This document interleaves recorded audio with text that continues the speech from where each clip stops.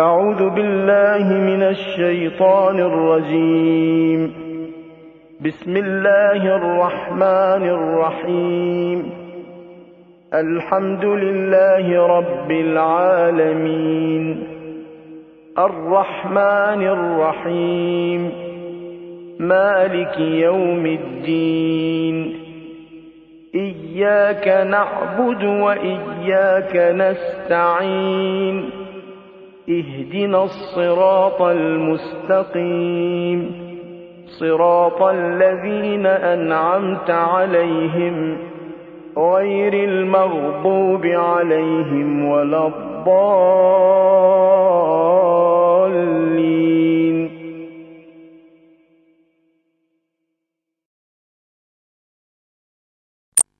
رب العالمين والصلاة والسلام على أفضل المرسلين وإطرته الطاهرين ولعنة الله على أعدائهم أجمعين. أما بعد فقد قال الله الحكيم في كتابه الكريم. بسم الله الرحمن الرحيم. ربنا آتنا في الدنيا حسنة وفي الآخرة حسنة وقنا عذاب النار. آج پوری کوشش کی جائے گی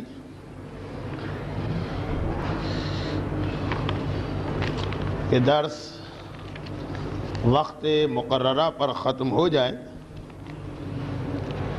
اور اسی وجہ سے آج کی گفتگو میں تقریری پہلو ذرا کم رکھا جائے گا، اس لیے کہ مسلسل 40 منٹ 45 منٹ کی تقاریر ہو رہی ہیں، جبکہ پہلے سے اعلان شدہ تقریر کا وقت صرف 25 منٹ ہے. جو موضوع بیان کیا جا رہا تھا اس کے اندر اگرچہ بہت اہم باتیں بیان ہونا ہیں، یعنی کس انداز سے ہمارے خلاف سازشیں کی جا رہی ہیں، لیکن بعض ایسی چیزیں بھی ہیں کہ جو بظاہر اتنی اہم محسوس نہیں ہوتی، لیکن اس کے اثرات اور اس کے نتائج خاصے اہم ہیں. مثلا اگر یہ کہا جائے کہ مسلمانوں کو آپس میں تقسیم کرنے اور فرقہ کرنے کے لیے ہمارے دشمن 3-4 صدیوں سے کوشش کر رہے ہیں، تو آج کل کے ماحول میں یہ بات آسانی سے سمجھ میں آ جاتی ہے اور اس کی اہمیت کا اندازہ بھی ہوتا، کیونکہ کم سے کم ہمارے شہر کی حد تک اب ہر فرقہ اس سے متاثر نظر آ رہا. اگر یہ کہا جائے کہ روحانیت اور مرجعیت کو نقصان پہنچانے کی سازشیں ہو رہی ہیں، یہ بات سمجھ میں آ جاتی ہے. اگر یہ کہا جائے کہ ہمارے دشمنوں کی کوشش فحاشی، بے حیائی اور بے غیرتی کا پروموشن ہے، تو یہ بات سمجھ میں آ جاتی ہے. لیکن اگر یہ کہا جائے کہ انہی سازشوں میں یہ شامل ہے کہ مسلمان کو ایک احساس کمتری میں مبتلا کیا جائے، تو اسے بظاہر کوئی خاص بڑی بات نہیں سمجھا جائے گا. اگر یہ کہا جائے کہ انہی سازشوں میں یہ شامل ہے کہ مسلمان کو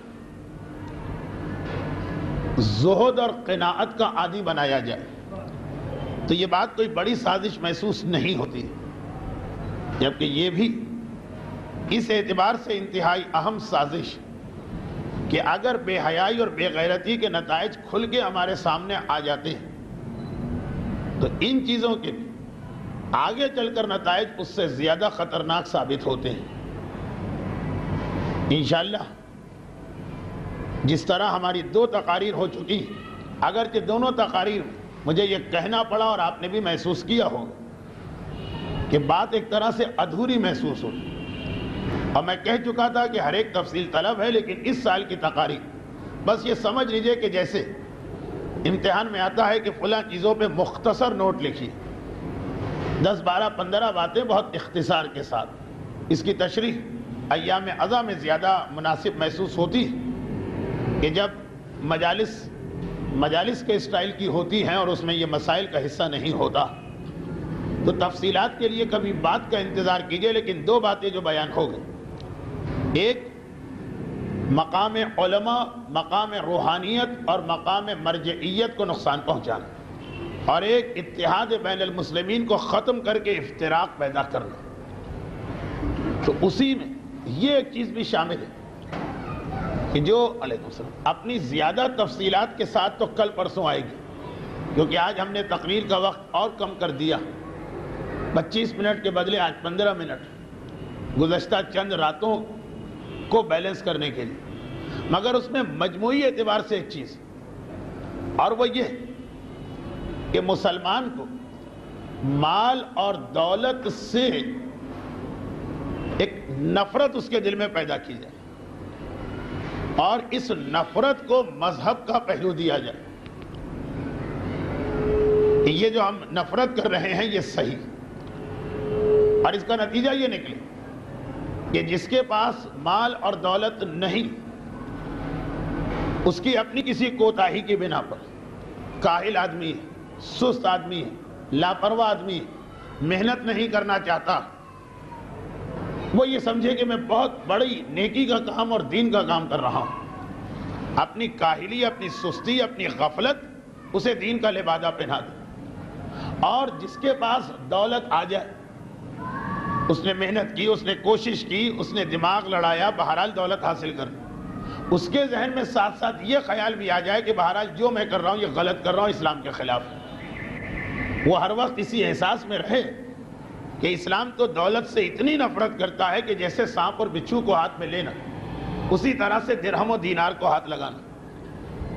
تو اول تو مسلمان سست اور کاہل بنے، یعنی وہ کوئی کام کرنے کو تیار ہی نہ ہو، خیال یہ ہو کہ یہ ساری چیزیں اسلام میں بیکار، اور دوسری جانب اگر کوئی آدمی کسی وجہ سے محنت کر تو محنت کر کے وہ اپنے آپ کو مجرم سمجھتا رہے، اور یہ خیال کرتا رہے کہ بس اب میں شریعت اور اسلام کی نگاہ میں تو بالکل بیکار ہو گئے، میں نے تو اس چیز کو جمع کیا ہے جسے بدترین فتنہ کہا گیا، بس جب بدترین فتنہ میرے پاس آ ہی گیا تو ٹھیک ہے، پھر عیش کرو، آرام کرو، مزے کرو، یہ مت سوچو کہ کیا صحیح ہے کیا غلط۔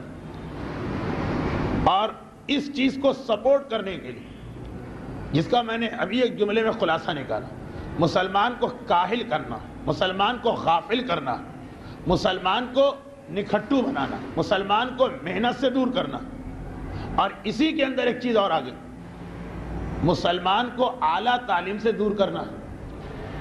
بھئی جب اس کے ذہن میں یہی ہے کہ مجھے بہت محدود زندگی گزارنا، اور بہرحال اعلیٰ تعلیم کے لیے ایک ٹف کمپٹیشن تو ہوتا ہے، وہ یہی سوچے کہ میں کیوں اس زحمت میں پڑھوں، اگر اتنی اعلیٰ تعلیم میں نے کر بھی لی تو دولت تو اسلام کی نگاہ میں بالکل بیکار چیز ہے۔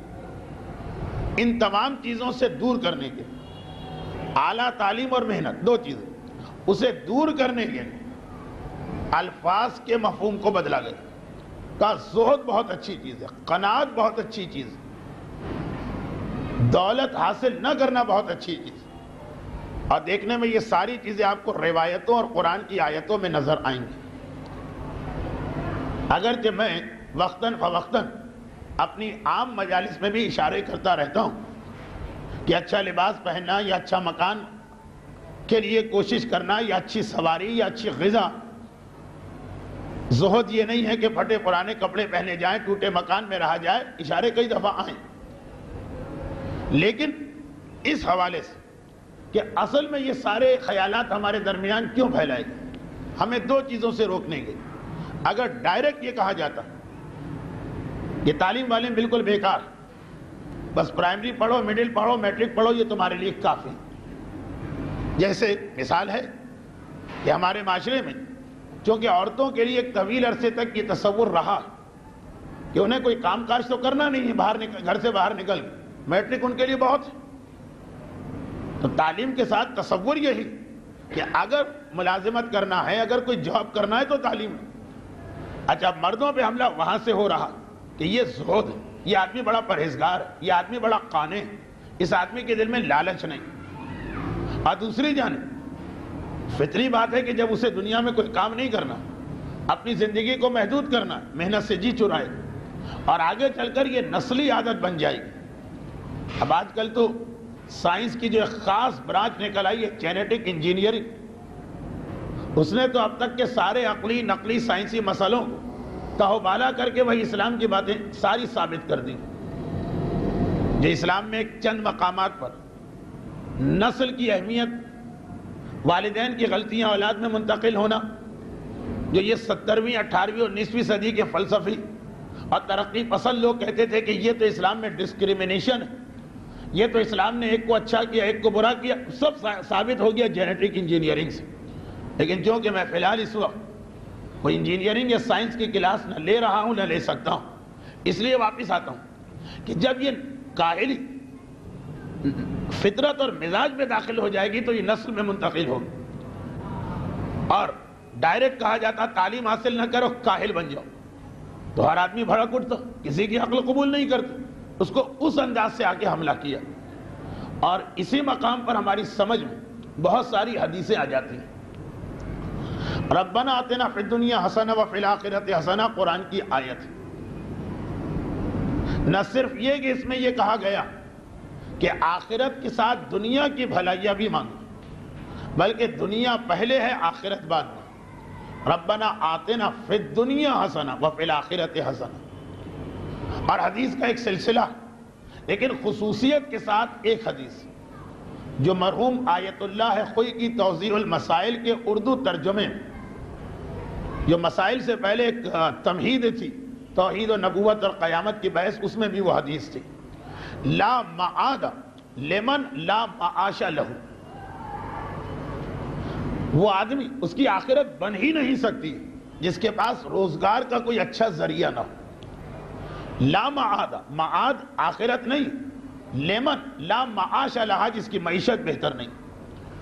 زہد، قناعت، دولت کی کمی، ہاتھ پاؤں نہ مارنا، وہ تصور صحیح ہے یا یہ تصور صحیح ہے کہ اگر تم نے اپنی معاش کا صحیح انتظام نہ کیا اپنی آخرت نہیں بنا پاؤ؟ اور واقعاً جس کے پیٹ میں روٹی نہ ہو، نہ اس کی سمجھ میں واجبات آتے ہیں، نہ حرام آتے ہیں، نہ دین آتا ہے، نہ شریعت آتی ہے، اس کی ساری کوشش صرف 2 وقت کی روٹی کے حصول میں ختم ہو جاتی ہے۔ اسلامی معاشرہ مجموعی اعتبار سے اگر زہد و قناعت کی وہ چادر اوڑھ لے جو تصور ہم کو دیا جا رہا، اور زیادہ آپ دیکھیں گے یہ صوفیوں کی جانب سے یہ تصور دیا گیا ہے، صوفی جو وہ فرقہ کہ جن میں سے اکثر ہمارے مجتہدین نے واجب القتل قرار دیا، واجب القتل۔ علامہ مجلسی پہ آج تک یہ تہمت لگی چلی آ رہی کہ صوفیہ کا قتل عام کرایا علامہ مجلسی، اس لیے کہ جو عقائد و نظریات انہوں نے پھیلائے۔ زہد و قناعت کی وہ چادر اوڑھ لے، اسلام بھی کہتا ہے زہد و قناعت، مگر اسلام کا زہد و قناعت کچھ اور، یہ لوگ بھی کہتے ہیں یہ کچھ اور۔ رسول کہہ رہے ہیں کہ تمہارا معاد اور آخرت کا نظام ہو ہی نہیں سکتا ہے جب تک کہ معاش کو ٹھیک نہ کرو۔ اس میں بھی ایک پہلو انشاءاللہ آنے والی 2-3 تقاریر میں اس کی تفصیل آئے گی، لیکن جیسا کہ میں نے کہا کہ اگر آج کی تقریر یہ ہوتی کہ معاشرے میں فحاشی پھیلی جا رہی، ہر ایک کی سمجھ میں آتی یہ بات کہ ہاں یہ تو ٹھیک، لیکن یہ جو بات کی جا رہی ہے اس کی جانب ذہن جاتے بھی نہیں، اور اگر ذہن کو ڈائیورٹ بھی کیا جائے تو اس کو اتنا بڑا مسئلہ نہیں سمجھا جاتا، جبکہ یہ بھی بہت بڑا مسئلہ۔ مسلمان اگر اعلیٰ تعلیم اور دولت کے اعتبار سے بھی باقی دنیا کے مقابلے میں نہ آئے تو وہی اشر ہوگا جو ہمارے ملک کا، ہمیشہ بھک منگا مانا جائے گا اور ہر طرح سے پریشرائز کیا جائے گا۔ یعنی ایک قوم کے لیے اس سے زیادہ ذلت کی بات کیا کہ ایک دوسرا ملک آ کر اس کو حکم دے کہ اپنے فلاں باشندے کو یا اپنے فلاں مہمان کو گرفتار کر کے ہمارے حوالے کرو، اور گرفتار کر کے حوالے کر دیا جائے۔ لیکن باہر جب آپ دوسروں کے سامنے کاسہ ایک گدائی پھیلائیں گے تو آپ ہوں گے مسلمان، حکم چلے گا کافر کا۔ کہ سورہ ممتحنہ کا ترجمہ پڑھ لیجئے سمجھ میں آ جائے گا کہ قرآن تو کہتا ہے کہ ذرا سا تعلق نہ رکھنا اور کہاں حکم ماننا پڑے، بہت ہی اہم چیز۔ اور اس حوالے سے جو اصل چیز بتائی جاتی، یہ سارا سلسلہ جو شروع ہوتا، مسلمانوں کو ایک احساس کمتری میں مبتلا کیا جاتا خصوصیت کے ساتھ آج کل کہ مسلمان بددیانت ہیں، بے ایمان ہیں، فراڈ ہیں، چیٹر ہیں، دھوکے باز ہیں۔ اور یورپ میں آئیے، امریکہ میں آئیے، اتنی دیانت ہے، اتنی آنیسٹی ہے، اتنی ایمانداری ہے، سب کچھ۔ چنانچہ ہم سمجھتے ہیں کہ شاید ایسا ہی، میں اس مجمع کی بات نہیں کر رہا جو یہاں، لیکن آپ ہی کی قوم، وہ حضرات کے جو آپ کے اس وقت نمائندے، براہ راست میری ان سے جھڑپ ہو چکی، کیونکہ ان کے ذہن میں تصور یہ ہے کہ اسلام مذہبی ایسا، نمائندے آپ کے ریپریزنٹ آپ کو کر رہے ہیں، اور بات یہ کرتے ہیں کہ ہندو مذہب بہتر ہے اسلام سے، وہاں دیانت ہے، وہاں عدالت ہے، وہاں شرافت، اسلام میں کچھ بھی نہیں۔ دو باتیں، پہلی بات تو یہ بھی دیکھنا پڑتا کہ یہ اسلام کا قصور ہے کہ مسلمانوں، اور مسلمان بھی ہمیشہ ایسے تھے یا آج کے دور میں ایسے ہوئے۔ اور دوسری بات یہ بھی تو دیکھو کہ مسلمانوں کو یہ چیٹر اور دھوکے باز بنا کے کون گیا؟ جیسے انہوں نے بات چھیڑ دی کہ مغربی دنیا کو دیکھیے، میں لندن میں بیٹھا تھا اور صومالیہ کے قحط کا تذکرہ ہوا، اور ایک وہ میوزک کا پروگرام ہوا جس میں مائیکل جیکسن اور میڈونا نام کی دو شخصیتوں نے آ کے اپیل کی، تو اتنے ملین پاؤنڈ جمع ہو۔ کس مسلمان ملک نے صومالیہ کے قحط کے لیے مدد دی؟ اچھا وہ ایک بات ہے اپنی جگہ، لیکن یہ بھی دیکھنا پڑے کہ صومالیہ میں قحط آیا کس کی وجہ سے۔ دیکھیں یہ تو بہت آسان کہ آپ جا کے مدد دے رہے، لیکن پہلے ہمارے گھر میں ایک آدمی ڈاکہ ڈال، سارا مال ہمارا لوٹ کے لے جائے، 1 لاکھ اور 10,000 ڈونیشن سب کے سامنے دے دے، کہا جائے کتنا اچھا یہ آدمی۔ یہ ایشیا اور افریقہ کے اکثر مسائل کس نے پیدا کیے ہیں؟ یہ سارا سسٹم ہمارا کس نے بگاڑا؟ آپ کو معلوم ہوگا کہ ایران میں جو شاہ کے خلاف تحریک چلی تھی، اس کے اندر جہاں مذہب کا پہلو سب سے اہم تھا، وہاں یہ مسئلہ بھی تھا کہ ایران ایک ایسا علاقہ ایشیا کی اس پٹی میں واقع ہوا جو زراعت والا علاقہ، جہاں پہ فصلیں پیدا ہوتی۔ شاہ نے سفید انقلاب سفید کے نام سے ایران کی زراعت کو تباہ کیا، تاکہ ایران ایک منڈی بن جائے، محتاج ہو جائے امریکہ سے گندم منگوانے کا۔ وہ ایران جو اس پورے خطے کو گندم سپلائی کرتا، باقاعدہ ایک منصوبے کے تحت پہلے وہاں سے زمینوں پہ قبضہ کیا، کسانوں کو پرابلم میں ڈالا، وہاں باہر سے امداد کے نام پہ گندم منگوایا۔ جو ہر ایک کو معلوم کہ جب کوئی آدمی سیلز کرنا شروع کرتا تو پہلے تو اپنی پروڈکشن فری بھی دیتا۔ اس وقت آج سے 40 50 60 سال پہلے پہلی مرتبہ بناسپتی گھی آیا، لوگ خالص گھی کے مقابلے میں کھانے کو تیار نہیں کہ ڈالڈا کمپنی نے فری ٹھیلے لگا کے یہ گھی تقسیم کی۔ معلوم ہے کہ ان کو آج فری کھلاؤ، جب عادی بن جائیں گے تو 10 کی چیز کے 50 مانگو وہ دیں گے۔ اور ایسے کتنے ہی پروڈکٹس جب شروع ہوتا ہے تو آدھی قیمت چوتھائی قیمت فری لے کے چلے جاؤ کمپنی سے، انہیں عادی بنانا۔ کہا کہ جی وہ ایران میں جو گندم پیدا ہو رہا اس کے اخراجات اتنے زیادہ ہیں کہ ہمیں اس سے آدھی قیمت پہ باہر سے گندم مل رہا، تو ہم کیوں اپنی اتنی ساری قوم کو یہاں لگائیں، ہم وہ باہر سے آدھی قیمت پہ گندم کیوں نہ دیں؟ اور جب زراعت تباہ ہو تو وہ آدھی قیمت والے نے اپنی قیمت کو 10 گنا کر دی، آپ دینے پہ محتاج۔ یہ خاص طریقہ کار ہے۔ افریقہ کے اندر قحط کیسے پڑا؟ افریقہ دنیا کے زرخیز ترین علاقوں میں شامل، سبزہ ہی سبزہ، کیسے قحط پڑا؟ ایک سسٹم کسی نے بگاڑا، تاریخ کے واقعات بھولا، اور تاریخ میں 1400 سال کی نہیں 100 سال پہلے کی۔ جب برطانیہ نے یہاں پہ قبضہ کیا تو برطانیہ میں جو مانچسٹر تھا، وہاں کے لباس کو یہاں مقبول بنانے کے لیے، جو جہاں ہندوستان کے اندر، ہندوستان سے مطلب آج کا ہندوستان، پاکستان، بنگلہ دیش، جو یہاں کے کام کرنے والے تھے ان کی انگلیاں تک کاٹ دی، یہ ختم، یہ صنعت یہاں مٹ کے رہ جائے، پھر باہر سے آئے، پھر ان کے قصیدے پڑھے جائیں کہ جی وہ کتنے اچھے ہیں کہ اس طرح سے آدھی قیمت پہ اپنی پروڈکشن دے رہے ہیں۔ اور پڑھے لکھے لوگ، سمجھدار لوگ، اپنے آپ کو عقل کل سمجھنے والے لوگ، فقط اس لیے کہ 50 سال پہلے کی تاریخ ہم کو نہیں پتا، اور جیسی تاریخ وہ صاحب لندن کے ٹیلی ویژن پہ دیکھ کے آ رہے ہیں، جو ان کو پڑھایا جا رہا ہے وہ پڑھتے چلے جا رہے ہیں۔ جیسے ایک کمپنی ہے دنیا میں، شاید گانے وانے کے کیسٹ بہت بناتے ہیں، EMI، اس کا ایک ٹریڈ مارک ہے نا، کتب بیٹھا ہوا ہے ہز ماسٹرز وائس، بس اپنے آقا کی آواز کو دہرا رہے. میاں مٹھو بن کے آپ بھی آج بھی آپ کو بہت مسلمان ملیں گے. جو امریکہ اور برطانیہ کے ٹیلی ویژن نے کہہ دیا وہ آپ کے سامنے کہیں گے یہ ہے، یہ تاریخ کہ مسلمان نکھٹو ہیں، کاہل ہیں، بددیانت ہیں، فراڈ ہیں، چیٹر ہیں، دھوکے باز. مگر کسی نے ان کو یہ ساری باتیں سکھائی اور بالکل واضح تاریخ کے حقائق ہیں ہمارے سامنے. ورنہ اسلام اور تشیع میں کبھی اس کا سوال ہی پیدا نہیں ہوتا. ہمارے یہاں جو معیار وہ ایسا معیار دیانت کا کہ مثلا اسی زندگی اسی زمانے کی بات، جب حلبچے میں، یہ واقعہ میں نے پڑھا ہے لیکن 2 منٹ کا واقعہ ہے، تکرار ہو جائے تو کیا حرج. یعنی جو ہم کو سبق پڑھایا جا رہا کہ مسلمانوں سے زیادہ دھوکے باز اور فراڈ اور چیٹر کوئی نہیں، جبکہ ویسے ہی آج بھی اس وقت یہ سارے تھرڈ ورلڈ کنٹریز کا مسئلہ ہے. چنانچہ ہانگ کانگ کے پروڈکٹس کبھی خرید کے دیکھیے، آپ کو اندازہ ہو جائے گا کہ چیٹنگ کسے کہتے ہیں. لیکن نہیں، وہ صاحب بار بار قصیدہ پڑھ رہے ہیں. مذہب ہے تو ہندو مذہب، اسلام کچھ بھی نہیں، اور ہے آپ کی بہت مشہور شخصیت. اب دیکھیں حلبچے میں جس وقت ایرانی افواج داخل ہوئی، حلبچہ اس صدی کی وہ ٹریجڈی جو بتا رہا ہے کہ مغربی دنیا کے پاس انصاف بھی الگ الگ ہوتا ہے. کالے کے لیے الگ انصاف ہے، گورے کے لیے الگ انصاف ہے. حلبچہ عراق کا اپنا شہر ہے، اور عراق ایران جنگ کے درمیان صدام نے اپنے ملک کے ایک شہر پر کیمیائی ہتھیار استعمال کی. بہت ہی مشہور واقعہ ہوا، اور اس کے نتیجے میں وہ ساری آبادی، پورا شہر صفحہ ہستی سے نیست و نابود ہو گئی.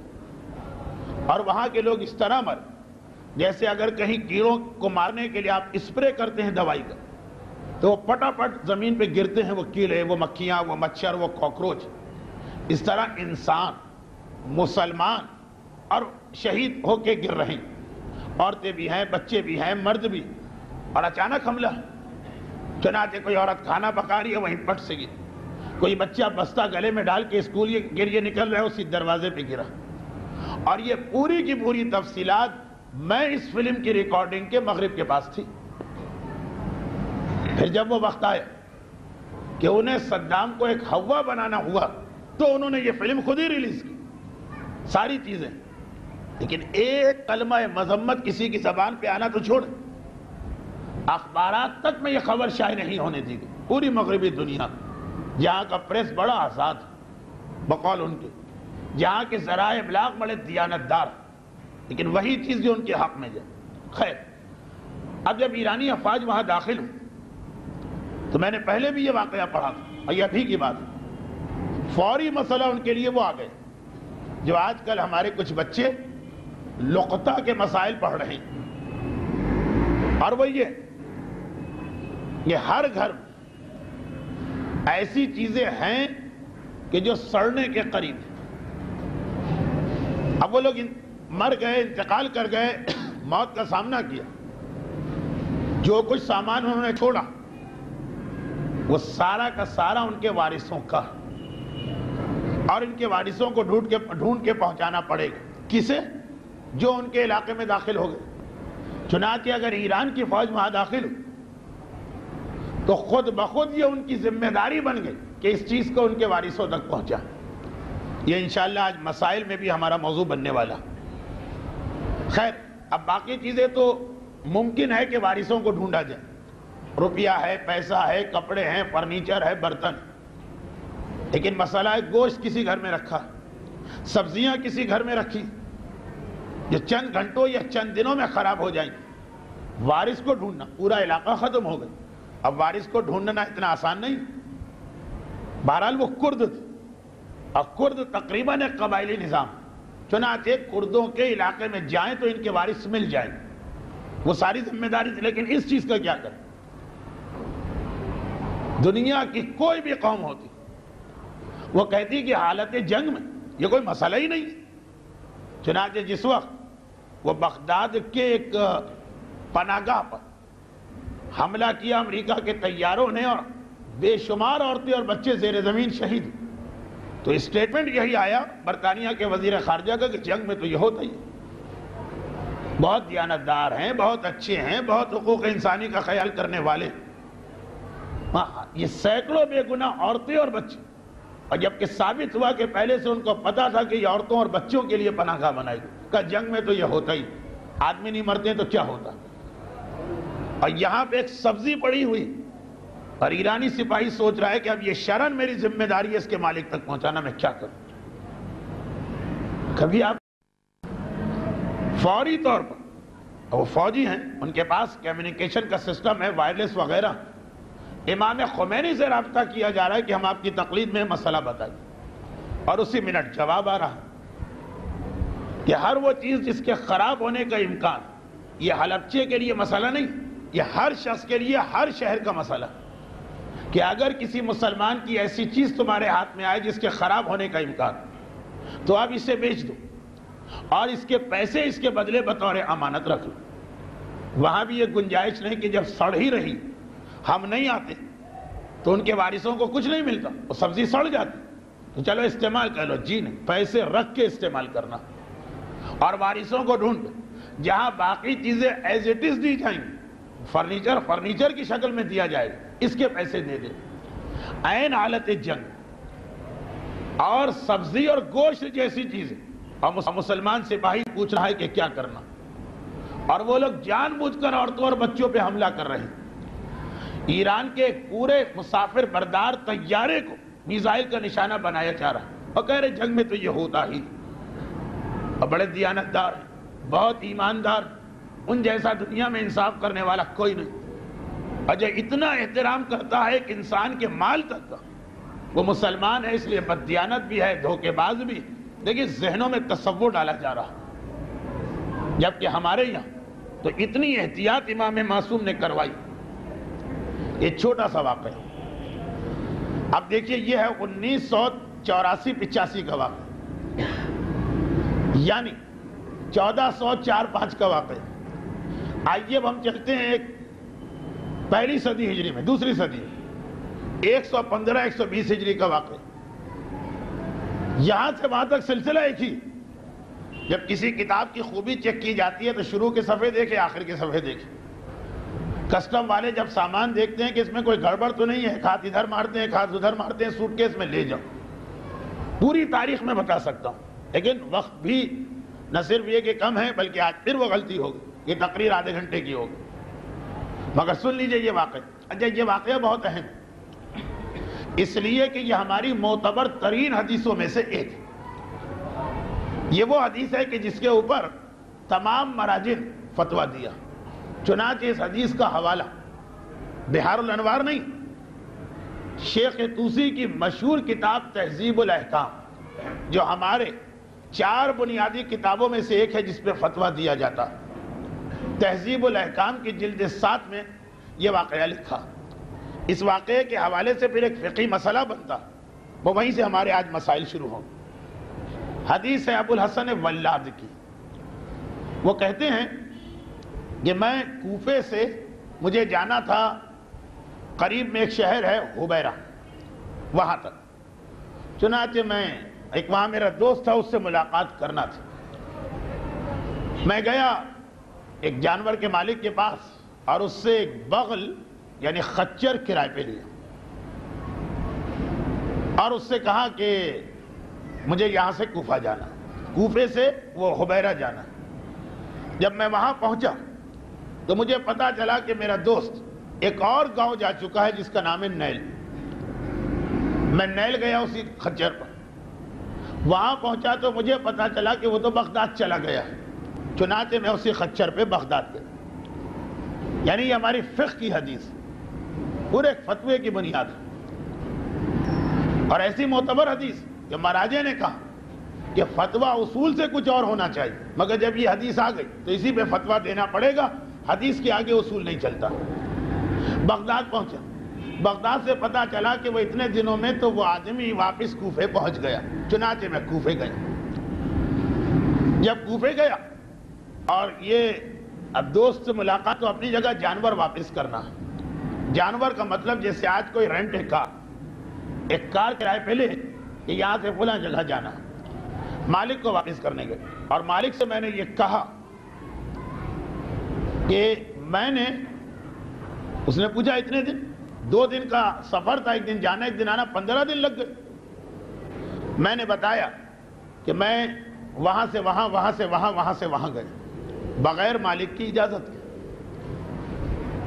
میں نے اس کو اپنے حساب سے اندازہ کر کے 15 درہم، 1 درہم روز کا کرایہ دے دی۔ اس نے لینے سے انکار کیا اور زیادہ کا مطالبہ کیا، جھگڑا ہو گیا۔ جھگڑا ہوا تو ہم کورٹ میں گئے۔ چھٹے امام کے زمانے کے ایک مشہور حکومت کے بنائے ہوئے قاضی، بہت مشہور ہے، نام لینا مناسب نہیں ہے ورنہ جو کل کی ہماری مجلس ہے یہ اسی کے خلاف ہو جائے گا۔ گئے اور ان کے سامنے یہ کیس رکھا، کیس سنا انہوں نے، اور اس کے بعد فیصلہ یہ کر دیا کہ 15 درہم جو یہ شیعہ مومن دینے کو تیار ہے، یہ بھی مت دو، اس کا کوئی حق نہیں۔ اس لیے اس نے کہا ابو الحسن سے کہ تم نے گناہ کیا، لیکن خالی گناہ کیا ہے اور کوئی ذمہ داری نہیں۔ تم نے اس سے جانور لیا تھا خبیرہ جانے کے، اور کہیں اور نکل گئے، ادھر ادھر گھومتے رہے، چنانچہ جو تمہارا ایگریمنٹ تھا وہ ٹوٹ گئی۔ اب تمہاری ذمہ داری صرف یہ تھی کہ جو چیز تم نے غصب کی، یہ غصب ہو گئے مالک کی اجازت کے بعد، وہ اس کو لوٹا دو، وہ تم نے 15 دن کے بعد لوٹا دو، بات ختم۔ وہ ایگریمنٹ تو ٹوٹ گیا، مزید کوئی ایگریمنٹ نہیں، وہ بات ختم ہو گئی۔ چنانچہ تمہیں اسے کچھ بھی نہیں دینا، میرے حق میں فیصلہ ہوا، تو 15 درہم بھی میرے بچ گئے، میں خوشی کے عالم میں باہر آ گئے۔ اور اس شخص نے بھی ایک مرتبہ فیصلہ سن کر انا للہ و انا الیہ راجعون کہا، اور وہ بھی باہر آ گئے۔ باہر آنے کے بعد میں نے اس سے کہا کہ چلو وہ 15 جو کورٹ نے معاف کر دیے میں تمہیں دے دیتا ہوں، راضی ہو؟ کہا راضی۔ چلو 15 مل گئے، ٹھیک ہے، بات ختم۔ اسی سال میں حج پر گیا، بہت ہی اہم، بہت ہی معتبر اور آج کے زمانے میں بہت پیش آنے والی حدیث، اور اس کے اندر آخری جو اس کا جملہ، اتفاق سے میرے پاس فل اسکیپ سائز کے 3 صفحوں میں ایک سوال بھی آیا ہوا، یہاں کا نہیں، محفل مرتضیٰ، تو اس کا جواب بھی انشاءاللہ وہاں پہ دیا جائے گا، اس میں یہ حدیث دوبارہ آئے گی۔ میں دیکھ لوں کہ واقعاً 3 صفحے ہیں کہ 2 صفحے ہیں، تقریباً 2.5 صفحے کا سوال ہے اور آدھے صفحے کا جواب۔ یہ حدیث وہاں بھی آپ سن لیں گے، تکرار ہو جائے گی، اس لیے میرا مشورہ یہ ہے کہ جو یہاں آئیں تو وہاں نہ جائیں، جو وہاں جائیں تو یہاں نہ آئیں۔ کس دن؟ 26 رمضان تک۔ خیر، اب آ جائیے، جب میں اس سال حج پر گیا تو باتوں باتوں میں یہ مسئلہ بھی نکل آیا، امام کے پاس پہنچا، حج پہ گیا، مدینے گیا، چھٹے امام سے ملاقات کی، کیا ہونے لگی؟ یہ مسئلہ نکل آیا، مولا اس سال تو ایک دفعہ مجھے بھی کورٹ میں جانا پڑا ہے اور اس طرح سے فیصلہ ہوا۔ اب یہ تو خالی اپنا ایک واقعہ سنا رہا، امام چونکے، یہ کیا کہا تو نے؟ کیا فیصلہ ہوا؟ میں نے کہا مولا یہ فیصلہ کیا گیا۔ امام نے کہا معاذ اللہ، ایسے فیصلے سے میں اللہ کی پناہ طلب کرتا ہوں۔ یہی تو وہ فیصلے ہیں کہ یحبس السماء، جس کی وجہ سے آسمان کو بند کر دیا جاتا ہے کہ بارش نہ برسائے، اور زمین کو روک دیا جاتا ہے کہ برکتیں عطا نہ کرے، ایسے فیصلے۔ میں نے گھبرا کے کہا مولا اس میں ہوا کیا؟ کہا کہ بالکل غلط فیصلہ ہوا، تجھے 15 درہم نہیں دینا تھا، خچر کا مالک صحیح کہہ رہا تھا۔ وہ کیا کہہ رہا تھا کہ تم میرے خچر پر کوفے سے حبیرہ گئے، اتنا تو ایگریمنٹ تھا، حبیرہ سے تم نیل گئے، وہ کرایہ بھی دو، نیل سے بغداد گئے، وہ کرایہ بھی دو، بغداد سے کوفہ آئے، وہ کرایہ بھی دو، جو عام اس کا کرایہ ہے۔ میں نے کہا نہیں، میں کوئی کرایہ نہیں دوں گا، میں 1 دن کا 1 درہم دوں گا۔ امام نے کہا وہ صحیح کہہ رہا ہے، تم نے اس کی اجازت کے بغیر جتنا سفر کیا تمہیں اس کی اجرت دینا، یہ تم پر واجب۔ میں نے کہا مولا چلے ٹھیک، دینا ہے تو دینا۔ 2 باتیں کہیں بہت ہیں، مولا مگر یہ 15 دن میں نے خچر کو چارہ بھی کھلایا، دانے کا بھی انتظام کیا، پانی کا بھی خرچہ ہوتا رہا میرا، وہ تو کاٹ لوں؟ کہا نہیں، مالک کی اجازت کے بغیر جب تم نے اس کے جانور کو استعمال کیا، اس کا سارا خرچہ، اس کی ساری مینٹیننس وہ بھی تم پر۔ میں نے کہا مولا لیکن آخر میں نے اس کے مالک کو راضی کر دیا تھا، 15 درہم دے کے خوش کر دیا تھا. یہ اصل بہت اہم جملہ ہے آج کے دور میں، اور اسی سے کچھ مسائل آج نکلے. امام نے کہا وہ راضی ہوا تھا، مگر کیوں راضی ہوا تھا؟ اس لیے کہ وہ یہ سمجھ رہا تھا کہ اسے کچھ نہیں ملنے والا. تو اس نے کہا 15 بھی دے دو، میں راضی ہوں. لیکن اگر تم جا کے اسے بتاؤ کہ تمہارا اصل حق 50 درہم، پھر بھی کیا تم 15 پہ راضی ہو؟ پھر اگر وہ راضی ہو تو وہ راضی ہونا صحیح. لیکن اگر اس لیے وہ راضی ہوا ہے کہ کچھ نہیں مل رہا تو اس میں تو 15 بھی غنیمت، وہ راضی ہونا بھی بیکار، وہ نہیں چلے گی رضایت، یہ تم پر واجب. اب یہ دوسری بات کہ واقعے کا آخر کہ جس وقت یہ واپس کوفے گئے اس خچر کے مالک کو تلاش کیا، اور جب مل گیا تو جا کے باقی ماندہ 35 درہم، 15 درہم حدیث میں، پھر کتنا دیا وہ حدیث میں نہیں، وہ تو یہی ہے کہ اتنا سارا حساب جوڑ، بطور مثال 35 درہم دی. وہ چونک گیا. تمہارے حق میں فیصلہ ہوا، قاضی تمہارے ساتھ یعنی حکومت تمہارے ساتھ، پھر یہ پیسے کیوں دے رہے؟ کہا میں کیا کروں. میں جب مدینے گیا اور اپنے آقا اور مولا سے ملاقات کی، انہوں نے کہا تم پہ یہ واجب، چاہے مالک راضی بھی ہو گیا پھر بھی واجب. ہاں پھر اس کے بعد وہ اپنی خوشی سے چھوڑ دے دوسری بات. اس نے کہا یہ فیصلہ کس نے کیا؟ جب میں نے امام کا نام لیا تو کہا اس فیصلے میرے دل میں اس ذات کی ایسی محبت پیدا کر دی کہ نہ صرف یہ کہ آج میں اس کی امامت کا اقرار کر کے اس کا شیعہ ہوتا ہوں، بلکہ شیعہ ہونے کے ناطے جو کچھ تمہارا مجھ پر حق ہے وہ سارا کا سارا میں تم پہ معاف کرتا ہوں.